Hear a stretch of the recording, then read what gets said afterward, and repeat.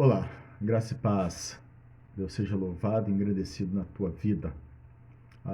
Quero por mais uma vez pedir a sua permissão para fazermos uma análise de um assunto muito importante e interessante dos nossos dias atuais e que, como sempre, é concernente às Escrituras Sagradas.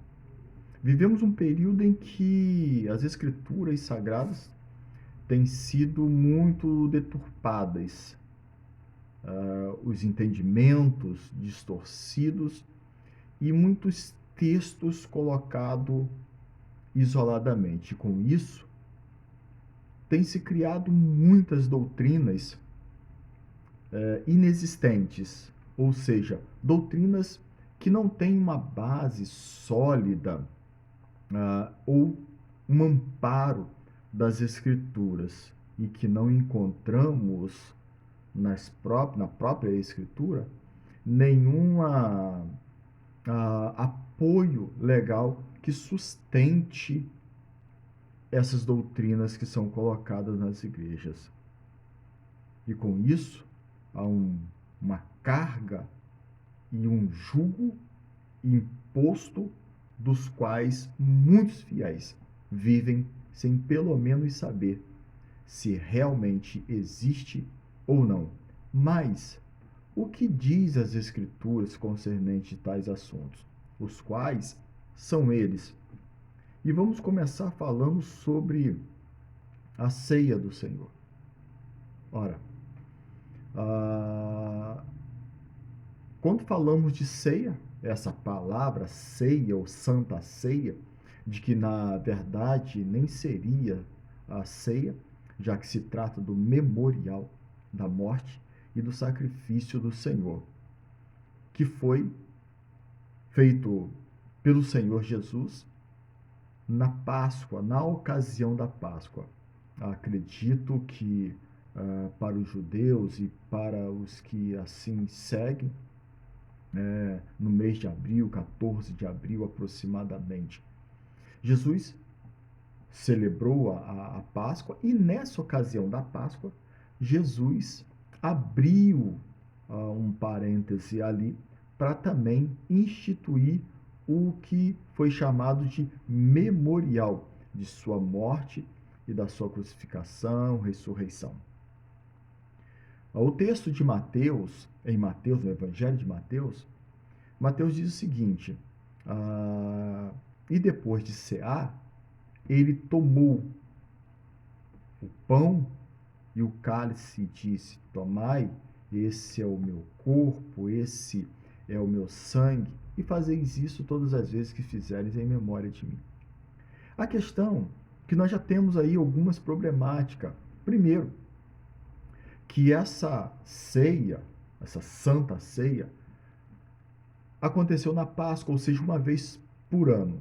Hoje é muito comum as pessoas fazerem a Santa Ceia, na verdade seria o memorial da morte e sacrifício de Jesus, todo mês, o que seria num contrassenso muito grande com o que está nas Escrituras. O apego que se tem para tal argumentação é a fala de Jesus, quando Jesus diz: fazeis isso todas as vezes que fizeres em memória de mim. Só que em nenhum momento Jesus está falando para se fazer de semana em semana, de 15 em 15 dias ou de mês a mês. O que Jesus está dizendo é o seguinte: todas as vezes que vocês forem fazer este ato, vocês precisam fazer em memória de mim, do meu sacrifício, do que eu fiz na cruz. É isso que Jesus está dizendo. Jesus não está dizendo para você fazer uma vez por semana, de 15 em 15 dias, uma vez por mês. A fala de Jesus é: você vai fazer. Na hora que você for fazer, no momento que você for fazer, quando você for fazer, tem que ser em memória do meu sofrimento. Ou seja, lembrando da morte, do sacrifício de Jesus. E com isso, criou-se uma doutrina de celebrar esta ceia, o memorial do Senhor, uma vez ah, em cada mês. Muitas igrejas agem assim. E aquelas que assim não fazem, fazem uma vez por ano, são taxadas como herege.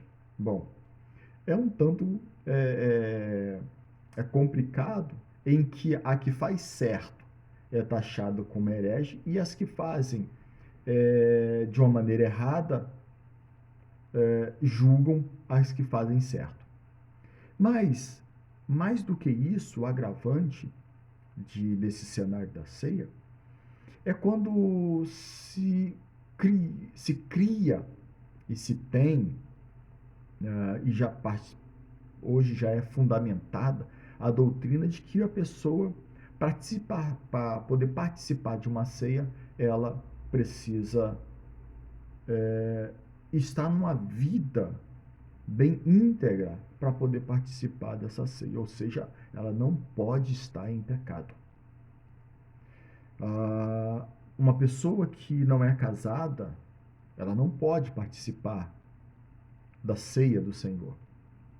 Uma pessoa que está em um pecado, ela não pode participar da ceia do Senhor.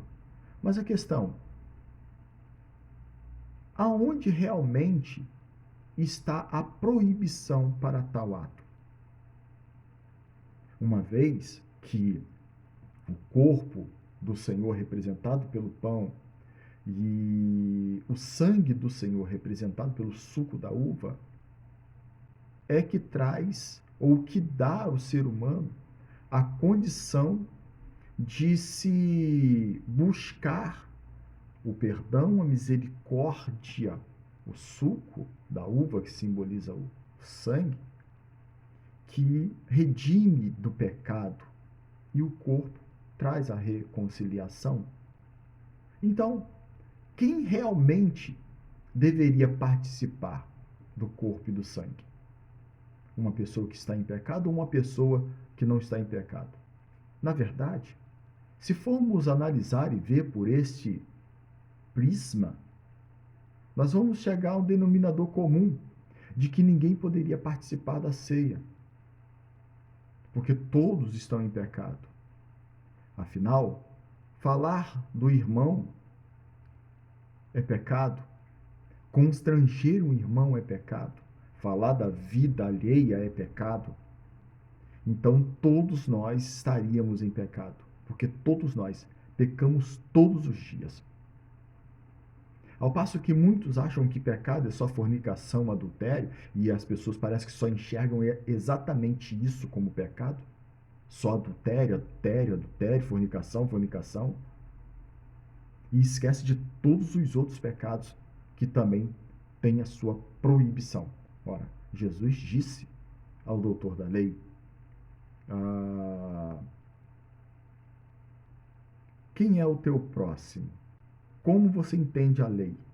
E ele disse o seguinte: amar ao Senhor sobre todas as coisas, e o próximo como a mim mesmo. Então, se eu não consigo fazer isso, logicamente eu estou em pecado. Então, todo mundo dentro de uma igreja estaria em pecado e impossibilitados de participar da ceia do Senhor, inclusive o próprio líder. Então, a ceia do Senhor não é para pessoas certas, corretas, são para pecadores. E isso criou um contrassenso muito grande, em que as pessoas são excluídas e não temos nenhuma base sólida bíblica que impeça qualquer pessoa de participar da ceia. Mas a fala que se tem e que se pega é com base no que Paulo disse em Coríntios: examinai, pois, o homem a si mesmo, e depois toma desse pão, coma desse pão, beba desse cálice. Examinar-se o homem. O que é examinar ali? Examinar não é examinar a minha vida. O examinar ali é saber o significado daquilo que está ali. O significado daquele pão, o significado daquele suco de uva, o significado daquele momento, o que aquele momento representa. Muitos hoje tem deturpado muito esse conceito da ceia ou do memorial do Senhor, achando que é o momento em que eu mostro para todo mundo dentro da igreja que eu estou em comunhão. Aquele ato não é para mostrar para ninguém que eu estou em comunhão. O ato do memorial de Cristo é para nos lembrar do seu sacrifício, da sua morte vicária. E não para me dizer para o meu irmão do lado, não para me dizer para o líder da igreja que eu estou em comunhão. Até porque muitos, ou praticamente todos, não estão em comunhão. Então a ceia é para fazer relembrar do sacrifício. A fala de Jesus é: todas as vezes que fizeres, fazei em meu nome, em memória de mim. O que é memória? Lembrando do meu sacrifício, recordando do meu sacrifício. E não para mostrar que você está em comunhão.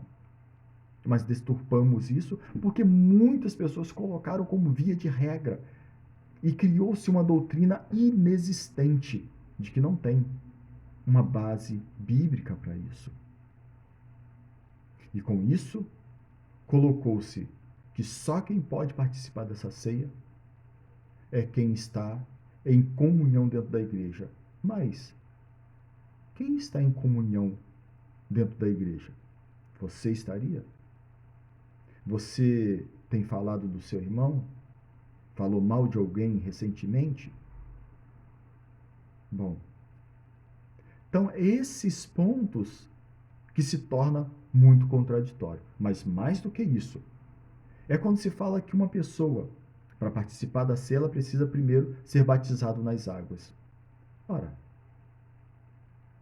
qual a base que temos para isso? Em que uma pessoa, para participar da ceia, ela precisa ser batizado primeiro nas águas para depois participar dessa ceia. Então são doutrinas que foram sendo criadas por homens que não encontram na Bíblia o seu respaldo e que não se encontra na Bíblia nenhuma base que as sustente, mas que hoje, por essas doutrinas inexistentes criadas, teve e tem-se o apego a elas. Ou seja, uma pessoa só pode participar da ceia se for batizado. Outro muito contrassenso dessas doutrinas criadas por homens é que uma pessoa, para ser batizada, ela precisa ser discipulada. Ok. Eu não sou contra uma pessoa ser discipulada. Eu só sou averso a colocar a disciplina como um ponto para que essa pessoa possa participar da ceia do Senhor. Ou que esse discipulado sirva para ser batizado. Vamos lá. Aonde está João Batista discipulando alguém para que essa pessoa pudesse ser batizado no Jordão? Olha, João, o Batista, dizia o seguinte: arrependei-vos e convertei-vos e seja batizado. Então nós não vemos João, o Batista, discipulando ninguém. Nós vemos ele batizando. Aonde Filipe discipulou o eunuco antes de levar ele nas águas? Filipe encostou, perguntou: você sabe o que você está lendo? Entende? Ele falou assim: não entendo. Filipe encostou e explicou a ele um texto de Isaías. Parou com ele e batizou ele nas águas. Na casa de Cornélio, no capítulo 10 de Atos dos Apóstolos, Pedro, orando, o Espírito veio sobre Cornélio e a família de Cornélio. E Cornélio falou assim: ora, o que impede agora de sermos batizados nas águas? E Pedro levou todo mundo e batizou nas águas. Aqui nós temos um ponto. Primeiro que uma pessoa para receber o Espírito Santo, o batismo do Espírito Santo, independe de ser batizado nas águas. E uma pessoa para participar do corpo do sangue do Senhor, independe de ser batizado nas águas. São doutrinas que foram criadas e colocadas dentro da igreja e que nos dias de hoje tem sido enxergado e entendido como doutrinas totalmente bíblicas, sem que elas sequer existam nas Escrituras Sagradas. Ora, então nós começamos a ver e entender algumas discrepâncias de doutrinas inexistentes que estão hoje dentro de muitas igrejas. É muito comum também, além dessa questão da ceia do Senhor, que na verdade qualquer pessoa pode participar, e sem ser impedida de participar, além do batismo, até porque uma pessoa em um culto, se levantar a mão, aceitar a Jesus como Salvador e ela falar que quer ser batizada, ela tem que ser batizada imediatamente. Criou-se muitas doutrinas inexistentes dentro das igrejas atuais, que, por exemplo, a pessoa exercer um cargo dentro da igreja, por mais que tenha chamada, ela precisa passar por vários estágios. Agora, em Atos dos Apóstolos, no capítulo 6, os que chegaram e foram consagrados a diáconos, eles não passaram por ser um auxiliar de trabalho antes do diaconato. E Pedro, João, Mateus, Filipe, Tiago, será que eles foram primeiro diácono, foram auxiliar, diácono, presbítero, para depois chegar apóstolo? Eu acredito que não. Mas hoje se coloca essa doutrina que para uma pessoa chegar, por mais que ela tenha um chamado, até mesmo pastoral, mas ela precisa passar por auxiliar de trabalho, diácono, presbítero, evangelista, missionários e até chegar ao pastorado. Agora, com qual base bíblica das Escrituras que nós temos para isso? Então, criou-se doutrinas inexistentes paralelo às Escrituras. E essas doutrinas têm regido mais a igreja do que as próprias Escrituras, já que são elas que imperam nas Escrituras, nas igrejas. Outro ponto é que quando falamos do conceito disciplinas, eu não sou averso ao conceito da disciplina. A questão é, nas Escrituras,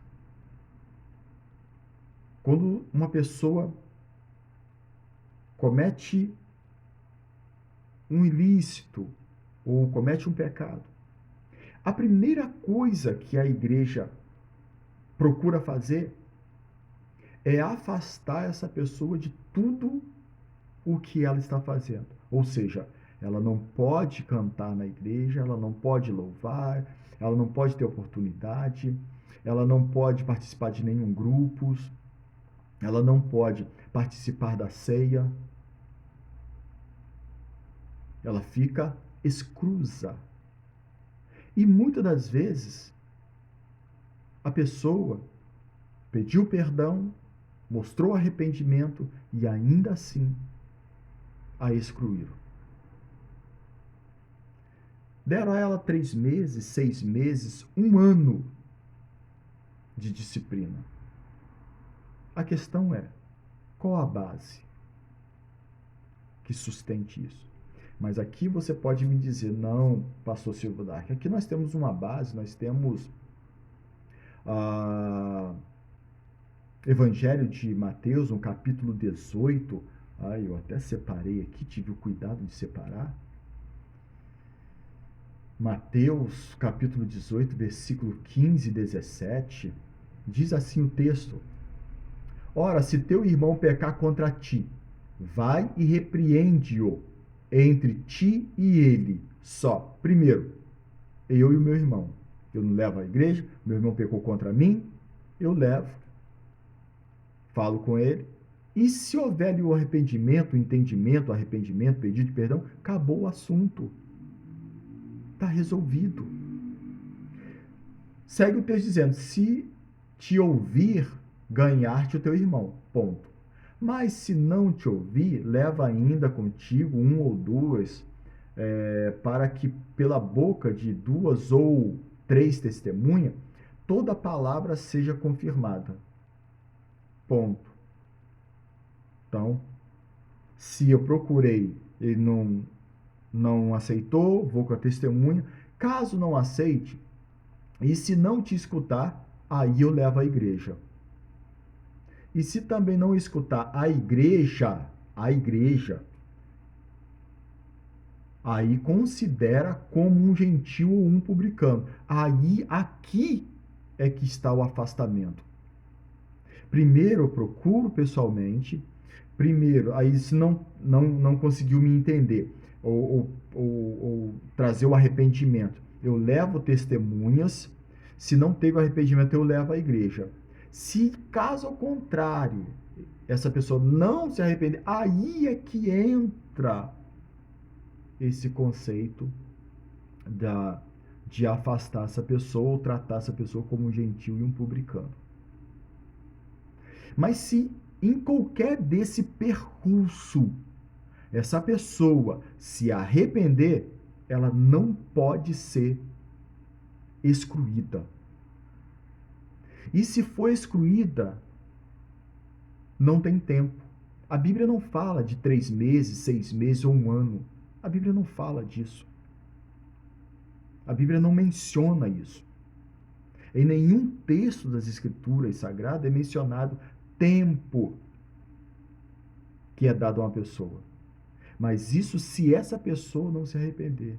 O que acontece hoje é o averso, em que a pessoa cai no pecado, ela procura o líder da igreja, ela confessa o pecado e ainda assim ela é excluída.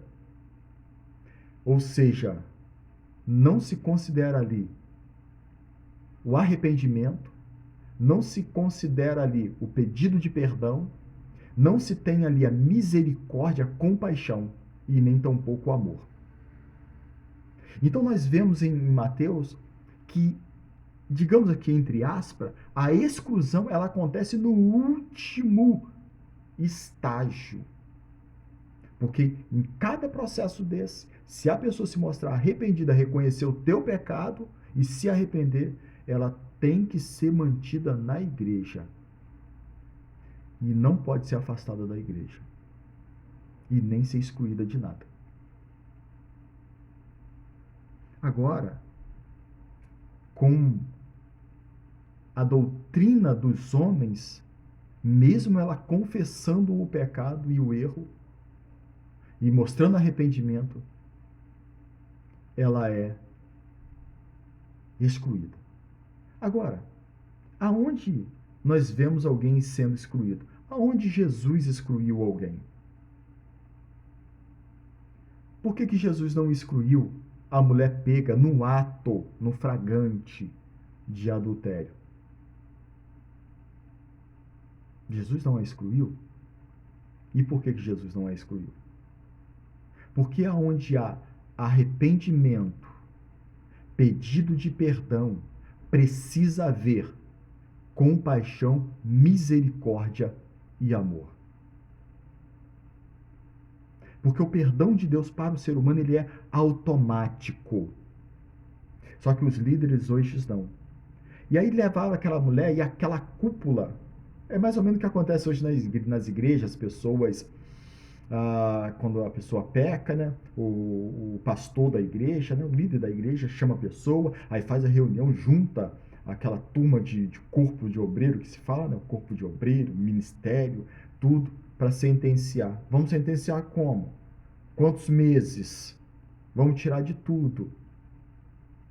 É uma turma de fariseus, em que no meio ali tem pessoas pior do que aquela que está sendo julgada. Sendo que essa que está sendo julgada já pediu perdão e misericórdia. Mas a doutrina dos homens não permite isso. E aí é colocado como o homem acima de tudo, até mesmo de Deus, que já olhou, contemplou e perdoou o pecador dos seus pecados. E com isso, cenários assim vão montando doutrinas inexistentes dentro das igrejas. Agora, só tem um ponto, que essa pessoa ela é excluída. Não pode fazer nada dentro da igreja, mas ela tem que continuar dando oferta e dízimo, dando o dinheiro dela para a igreja. Aliás, tratando-se de dízimo e oferta e de dinheiro, ninguém mexe nisso. É um tanto quanto hipócrita e mesquinho esse sentimento, não é? Ela é excluída de tudo, mas não de dar dízimo e oferta para a igreja. Então, essas doutrinas inexistentes é que, infelizmente, rege hoje a igreja. São doutrinas que não são encontradas nas Escrituras. Mas tem um outro texto que pode dizer, não, pastor, mas tem que ser excluída da igreja quando peca. E aí a fala que se tem é a fala de Paulo, na primeira carta aos Coríntios, no capítulo 5, que na verdade Paulo comete um dos maiores erros que uma pessoa poderia cometer, principalmente líder da igreja.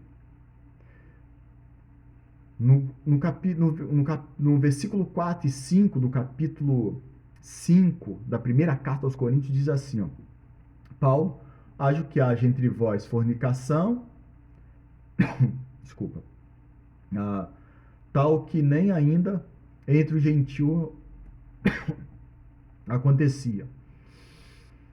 E como haver quem possua a mulher de seu pai. A passagem é conhecida, não vou me ater, mas sim no versículo 4 e 5, que diz assim, Paulo diz, em nome do nosso Senhor Jesus Cristo, olha o que Paulo usa, em nome de nosso Senhor Jesus Cristo, junto-vos, vós, e o meu espírito pelo poder do nosso Senhor Jesus Cristo. Seja este tal entregue a Satanás para destruição da carne, para que o espírito seja salvo no dia do Senhor. Paulo comete um dos maiores erros aqui. Ele coloca Satanás como purificador do pecado do pecador. Porque ele faz o seguinte, ó, entrega ele, expulsa ele da igreja, coloca ele para fora da igreja, entrega ele a Satanás, para Satanás purificar ele, para no dia do Senhor ele ser salvo. Olha o que Paulo fala. Então, essa fala de Paulo é uma fala de um líder que mal parou para pensar e processar o que deveria fazer. Paulo comete um erro grotesco aqui, já que o papel da igreja é recuperar pessoas. Lógico, quando essa pessoa também quer ser recuperada. Então, as doutrinas inexistentes, quando eu falo inexistente porque não existe um respaldo bíblico, é elas que hoje sustentam a igreja. E traz um fardo, um jugo muito pesado sobre os seus fiéis. Sendo contrário ao que Jesus disse no Evangelho de Mateus. Jesus vai dizer uma expressão em que ecoa muito do conceito do que poderíamos seguir. Jesus vai dizer o seguinte: venha a mim todos os que estáis cansados e sobrecarregados, e eu darei-vos descanso. Jesus coloca um conceito. Jesus diz: porque o meu fardo, ele é leve, o meu jugo, ele é suave. Então, quando a gente pega todas essas doutrinas que são hoje colocadas dentro da igreja, nós vemos que tem um contrassenso muito grande com as escrituras sagradas, no que tange perdão, misericórdia, compaixão, amor. Há um contrassenso muito grande aí. E vemos que são elas que regem a igreja. Mas o que diz as Escrituras? Bom, eu acredito que ficou bem claro o contrassenso entre essas doutrinas inexistentes dentro da igreja e a doutrina da Bíblia Sagrada. Que Deus te abençoe. Forte abraço.